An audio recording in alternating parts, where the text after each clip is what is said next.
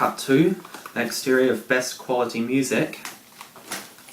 This is a stand-in for First Quality Music, which is a music store in Louisville. This morning, establishing shot. Elspeth's car arrives at Best Quality Music, and Elspeth and Adele step out of the car and walk inside. Then we cut to the interior of Best Quality Music.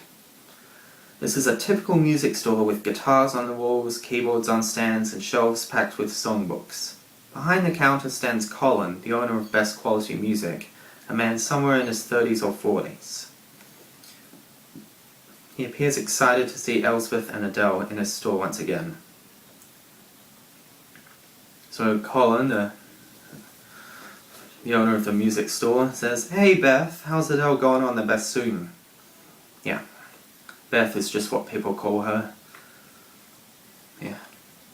Elspeth, yeah. Everyone just calls her Beth.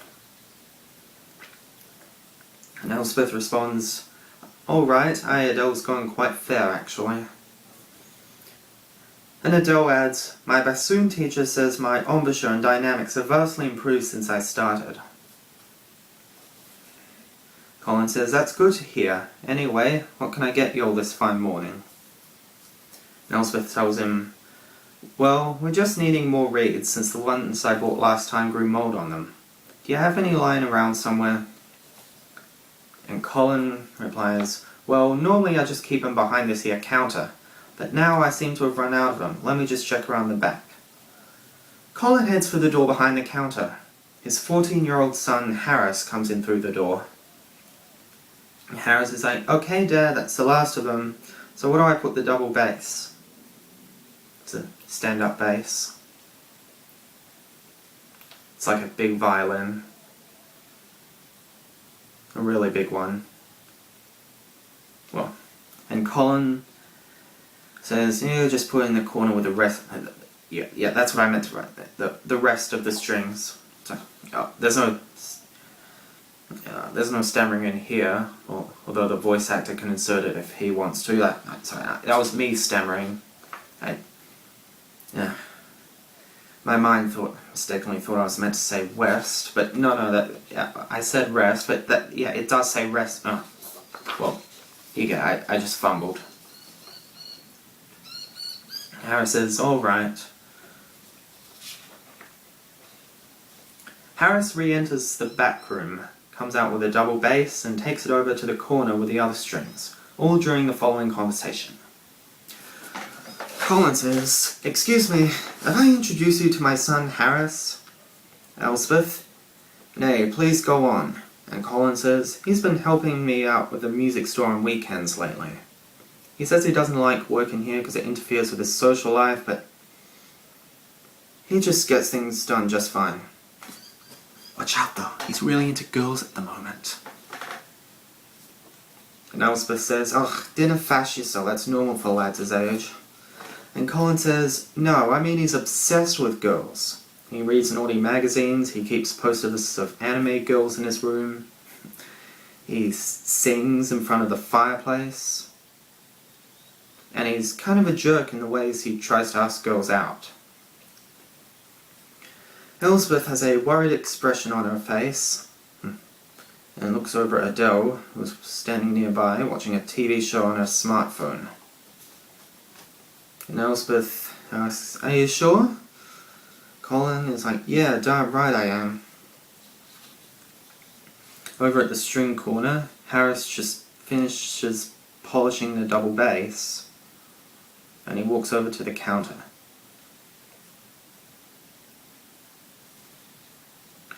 And he asks, "Okay, now what do I do? And how much longer are we going to be—" Whoa! What's he saying whoa to? Well, that's in part 2 here. Harris lustfully gazes at Elspeth. Well, there's your answer. That's what he's saying whoa to. And he's looking at... and it's just saw Elspeth and... So Harris he says, and he's trying to be all seductive and whatnot. Script says sexily. And he's like, well, hello, so's he met but. What do you say we go around the bags later so I can spank that delicious rump of yours, lady? Elspeth's speechless, and her facial expression shows extreme shock again.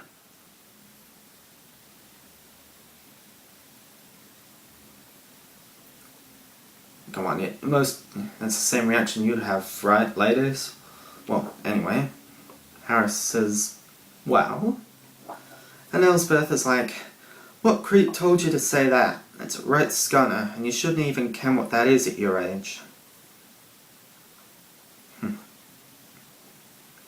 And Harris, he's silent for a brief moment, and then he's like, okay, I'm confused. Was that girl talk?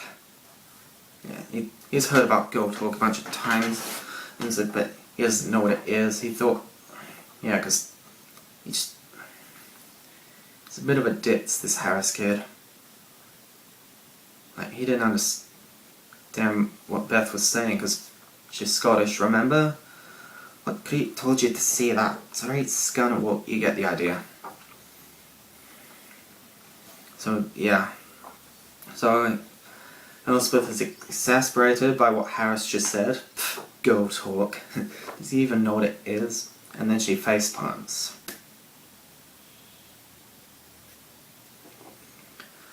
And Colin's like, well, I warned you, Beth.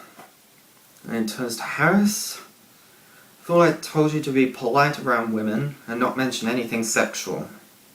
Harris is like, but she's so hot. Look at her, she's got that beautiful face, and damn those broad hips. Who doesn't want a woman like that?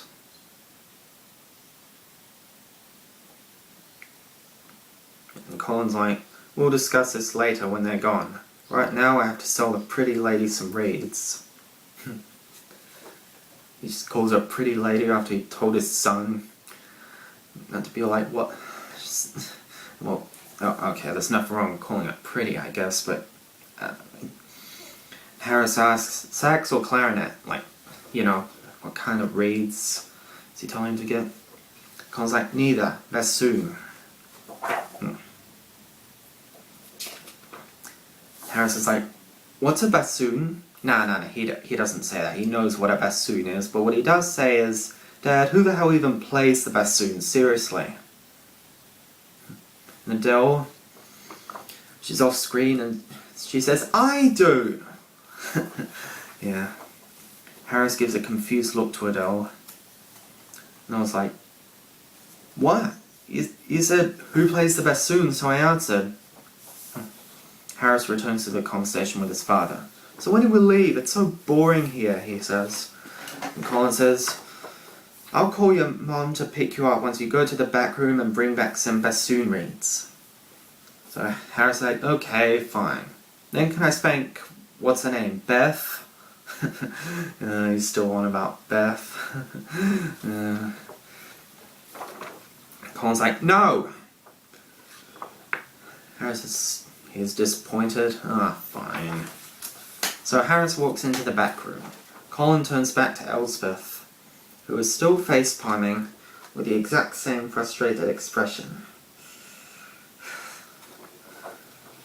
Colin, he tells her, I apologize for that, Beth. I didn't think Harris was attracted to grown women, at least not to that extent. I tried to warn you, and hey, at least we know for next time. And Elspeth's like, dinner doctor. Colin, he says, okay, I'll just wait for Harris to return with those reeds. Harris returns with a pack of reeds. He then hands them to his father. And he says, okay, Dad, here are those reeds you asked for. Then Colin looks at the reeds and is quite confused. Harris, what kind of reeds are these? Are they bassoon reeds like you asked? These are oboe reeds. What were you even thinking? Well, they do look a lot like bassoon reeds. Bassoon reeds do not have cork on the end, and they're not this small. Didn't you know that? Really? I thought they did. Well, maybe you should read the label before you pick it out. Ah, forget it, I'll just go get those reads myself. And he turns to Elsbeth, he's like, hey Beth, you want to help me find some bassoon reeds? And Elsbeth is like, of course, anything for my dainty Adele. But wait, who's going to watch Adele? Colin's like, don't worry, she'll be fine around Harris. And Elsbeth's like, but I thought you said... Colin is like, relax, he doesn't like younger girls. He thinks they're too icky. And Elsbeth's like, well, that's a relief. Exit Elsbeth and Colin into the back room.